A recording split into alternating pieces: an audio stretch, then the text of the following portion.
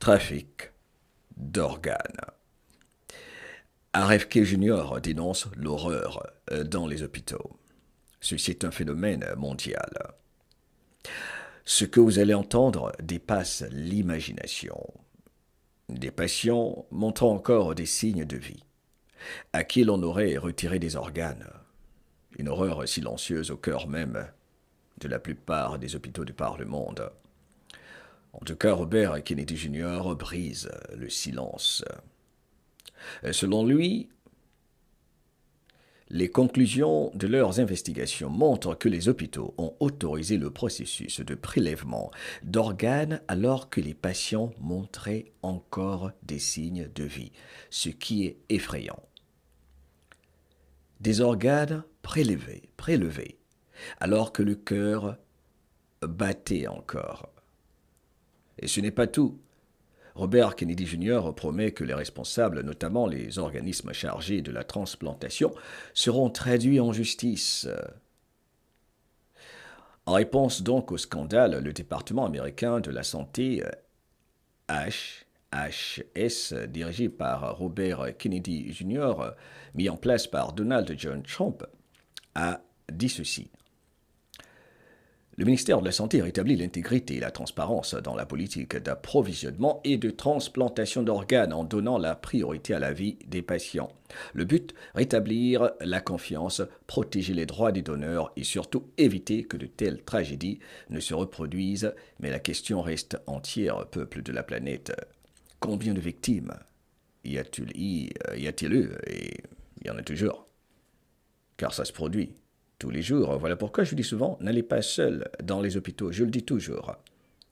Les anciens sur cette chaîne le savent, je le dis toujours. N'allez pas seul dans les hôpitaux. N'allez pas seul dans les hôpitaux. Soyez toujours accompagnés et n'allez pas à l'hôpital juste pour un petit mal de tête. N'oubliez pas, ne négligez pas les remèdes naturels. Le trafic d'organes, trafic d'enfants, trafic humain rapporte beaucoup plus que l'on ne l'imagine. Bref, chacun fait ce qu'il veut. Qui savait tout ce qui se tramait, ce qui se faisait concernant ce trafic horrible exposé par l'administration de Donald John Trump et RFK Jr. Quoi qu'il en soit, ce scandale qu'il expose pourrait bien changer, il est clair, notre vision du système de santé, comme si ce n'était pas déjà le cas depuis le Cocovido qui est une attaque contre toi, mon frère, ma sœur. Faut pas se leurrer. Faut pas se leurrer. Merci aux patriotes partout de par le monde, à ceux qui divulguent ces informations, à ceux qui exposent ce système corrompu. C'est très grave. Alors, cette citation de RFK Jr. est très très intéressante, dans laquelle il dit « Respecter la vie commence par dire la vérité ». Il y a beaucoup de gens qui n'osent pas dire la vérité, qui préfèrent se cacher derrière cette vérité inéluctable, inévitable, surtout durant cette période. Je vais vous lire la déclaration qu'il a faite sur son compte Twitter, à savoir, c'était quand déjà, celle de Kennedy Jr. qu'il a publiée. Avant celle de son ministère, je vais montrer le tweet officiel, le voilà. Il a publié ceci il y a environ 2 jours, 48 heures, le 22 juillet 2025, récemment donc, à 14h21 de l'après-midi. En voici la quintessence. Robert Kennedy Jr. déclare « Nos conclusions montrent que les hôpitaux ont autorisé le processus de prélèvement d'organes alors que les patients montraient encore des signes de vie. Ce qui est effrayant. Les organismes chargés de coordonner l'accès aux transplantations seront tenus responsables. L'ensemble du système doit être réformé afin de garantir que la vie de chaque donneur potentiel soit traitée avec le respect qu'elle mérite. » Il n'y a rien à ajouter. Le ministre patriote de la Santé, Robert Kennedy Jr., que combattaient les démocrates, qui ne voulaient pas qu'il soit confirmé comme ministre de la Santé, expose ceux dont nous parlons depuis 5-6 ans. Des vidéos ont été censurées juste parce qu'on en parlait. N'allez pas seul dans les hôpitaux. Ce ne sont pas tous les médecins, tous les infirmiers qui sont honnêtes. Ça a beaucoup rapporté. Lui-même confirme que les patients montraient encore des signes de vie. Et malgré cela, les hôpitaux ont autorisé le processus de prélèvement. Leur excuse, vous savez, c'est laquelle? Mais vous savez, si le patient meurt totalement, l'organe ne sert plus à rien. Il faut que ça se fasse pendant qu'il est encore vivant, parce qu'il n'y a plus d'espoir pour cet humain, pour la vie. Savez-vous combien de médecins, infirmiers reçoivent leur pot de vin, car tellement ça rapporte ces organes attendus par des personnes ultra riches, très souvent, qui sont prêtes à payer un prix qu'on ne peut imaginer, car il faut à tout prix que eux, leur vie soit sauvée, et que même si peut-être il y a des signes de vie et encore de l'espoir pour des patients, on fasse croire que ce patient n'a plus aucune chance de vivre. Voilà pourquoi il faut faire attention au diagnostic. Quand vous allez à l'hôpital, pour un petit mal de tête, souvent vous y restez et c'est terminé. Si vous êtes un bon client pour un organe attendu urgemment par quelqu'un qui a beaucoup payé dans cet hôpital, vous ne savez pas qui est dans cet hôpital. Vous ne savez pas qui est qui. Voilà pourquoi je dis, l'un des meilleurs conseils que j'ai jamais reçus, c'est celui qui dit, vous savez, quand vous entrez dans une salle, dans un lieu quel qu'il soit, où que vous allez, où que vous vous rendiez, vous ne savez pas qui est autour de vous. Vous ne savez pas qui est dans cette salle dans laquelle vous vous trouvez. Ne faites confiance à personne. N'allez pas seul dans les hôpitaux. Ça fait 6 ans que je le répète.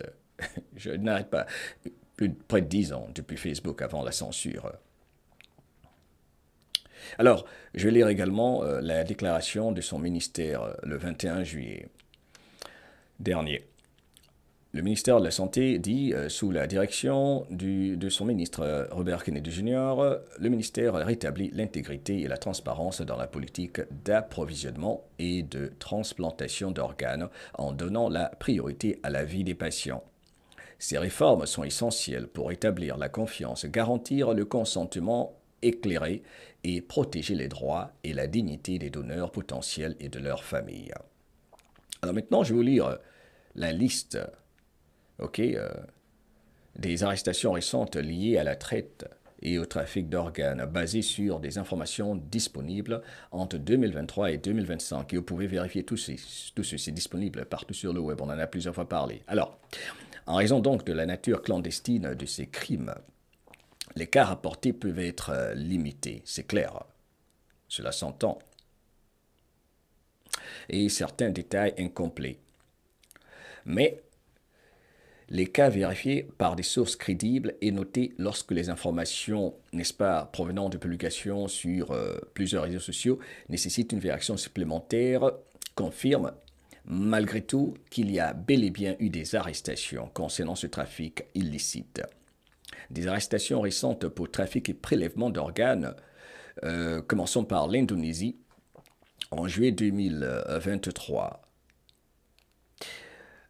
Les autorités indonésiennes ont arrêté 12 personnes, dont un policier et un agent d'immigration, accusés d'avoir trafiqué 122 individus vers le Cambodge pour vendre leurs reins. Méfiez-vous, peuple de la planète. Les victimes ont été contraintes en raison de difficultés économiques, notamment après des pertes d'emploi post-Cocovido. Source Reuters.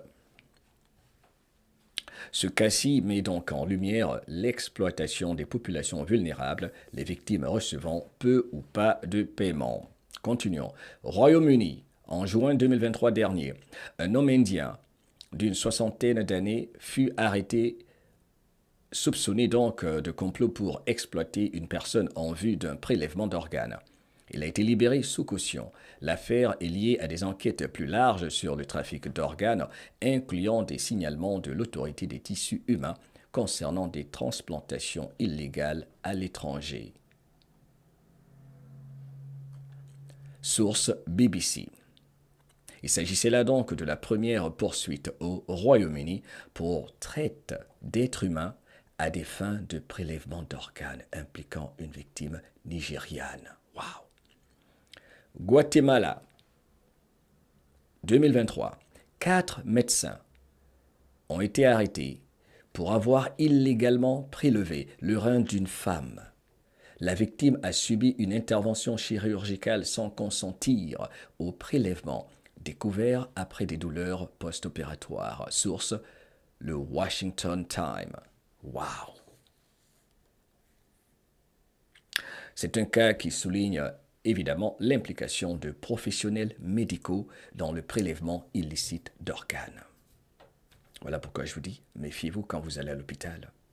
N'acceptez pas simplement ce qu'ils vous disent. Il faut qu'on vous fasse cette opération. Je pense que pour vous, vous n'avez plus que 6 mois à vivre. Il y a tellement de personnes à qui on a donné 6 mois, 7 mois, comme une sentence de mort certaine, et qui ont quitté l'hôpital et qui sont remis au remède naturel et qui sont encore toujours là parmi nous. Il y a beaucoup d'exemples. Des professionnels médicaux impliqués dans le prélèvement illicite d'organes. Ça rapporte. En Inde, avril 2024, la police Gurugram avait arrêté également 5 ressortissants du Bangladesh, donc pour avoir dirigé un réseau de prélèvement d'organes, principalement de reins. Le cerveau Murtaza Ansari, c'est son nom, originaire du Jharkhand, avait également été appréhendé. Le réseau opérait entre le Bangladesh et la région de New Delhi. Bref. Juillet 2024, en Inde. Waouh, c'est terrible.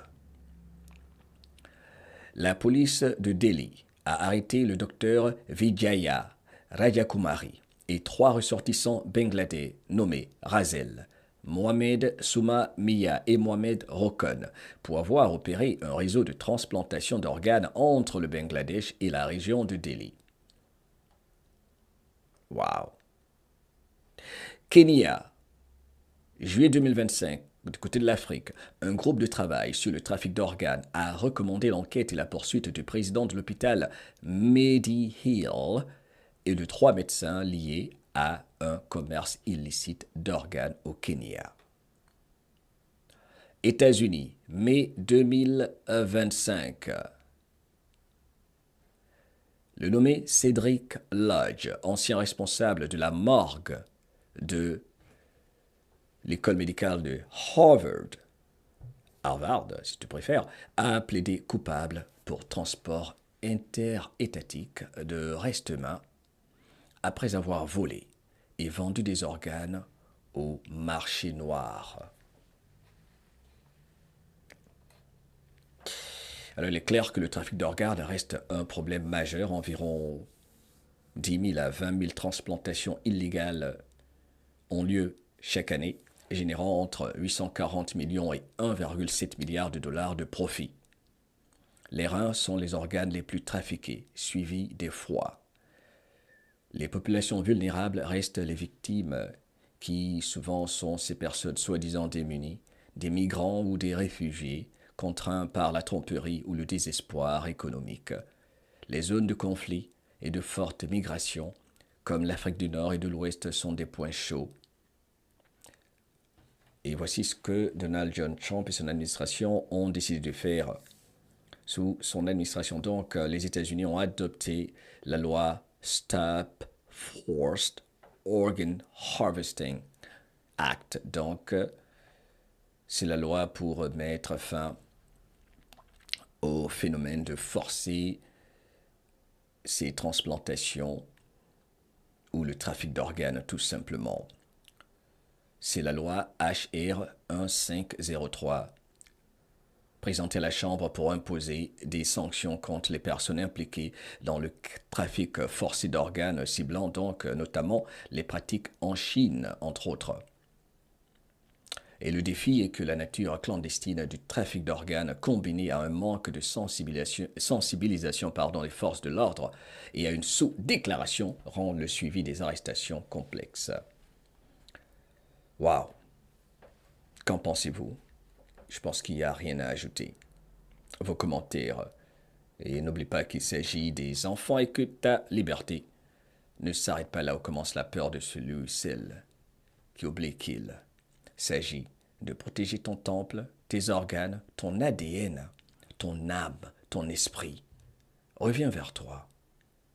Il y a une guerre contre tes organes, contre ton ADN, contre l'âme spéciale que tu es. Abonne-toi, partage. Merci.